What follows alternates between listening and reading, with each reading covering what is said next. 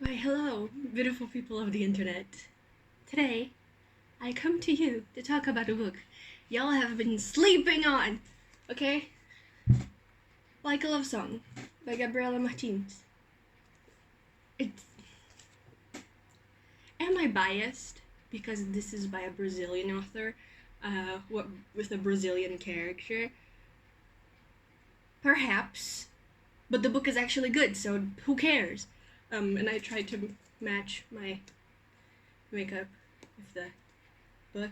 You know, the lipstick, the red carpet, and then there's purple in my eyeshadow to match the dress, but you can't see because of my glasses and because of the shape of my eye. It's just. Okay. So why should you read this? Why did I say y'all are sleeping on this? Because, first of all, it's the fake dating trope. Need I say more? But cut end video right here. No, not only is the fake dating trope, it has uh, a bisexual character who ends up with, like, a bisexual man who ends up with a woman, which is still fucking valid, and people don't seem to realize that. It has, other than Nachi, there is a second Brazilian main character who is a lesbian, and then there's a Pakistani character who is bi, and she's also a DJ, which is great. Um, and it is so funny. I it's just naturally funny. You know, it's not like the book is trying to make jokes. It's just that the interactions between characters, they're just funny. Okay? They're funny. And then there's just the main couple, right? William and Nachi. They are fucking adorable.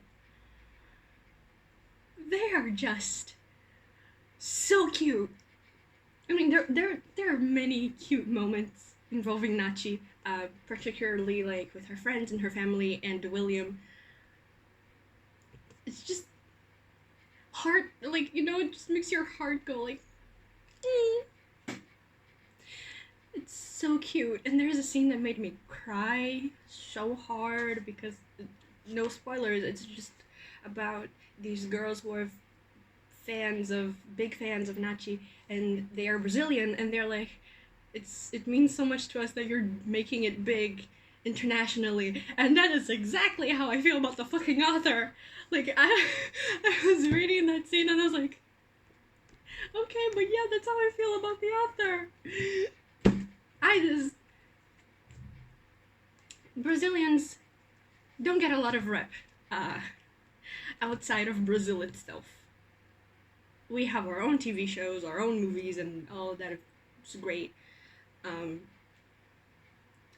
but outside, we get very little, and when we get it, it's usually not great.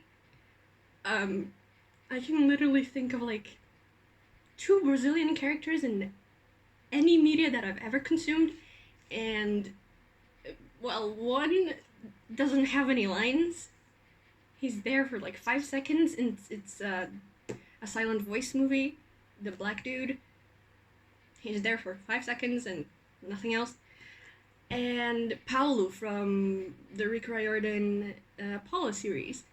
He doesn't speak English, and he's not integral to the plot at all. And I don't remember much else about him because, again, he doesn't show up for much. He's just there. So when I found out that this was a book, like, I saw this on TikTok like a year ago. A friend of the author made a TikTok, and I saw it, and they were like, "Oh, that's a Brazilian main character," and I was like, and now I finally have the book, and I tabbed it a lot. I annotated it too. There's just, this book made me so happy.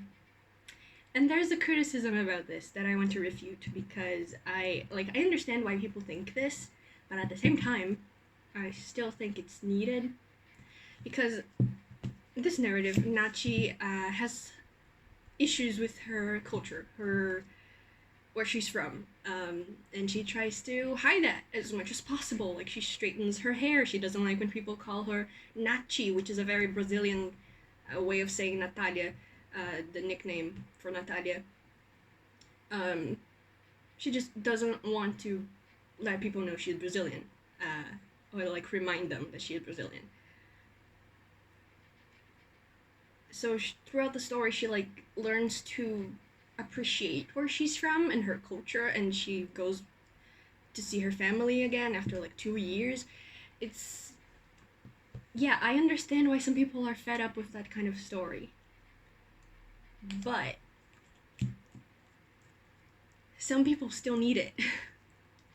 I myself am still going through a little bit of a crisis about my identity because I moved away from Brazil and I'm not part of that culture like live anymore.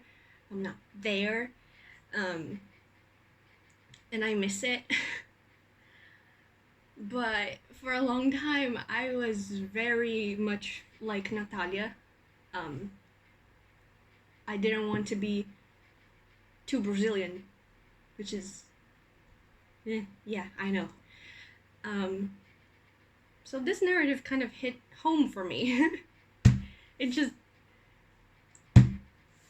I loved seeing that, because like, it's just, until we can live in societies where like the Western white culture is not the dominant one, stories like this are still gonna be impactful and powerful for some people. A lot of people. I think the same thing about coming out stories, like, until we can live in a society where people are allowed to be exactly how they want to be and love exactly who they want to love, those coming out stories are still important, especially for teens and tweens. So yeah, it's a very short read, this book. I almost wish it was longer, and that is the only criticism. I do wish it was longer, and it's the only criticism of this that I have, which is to say that it's not a bad criticism at all.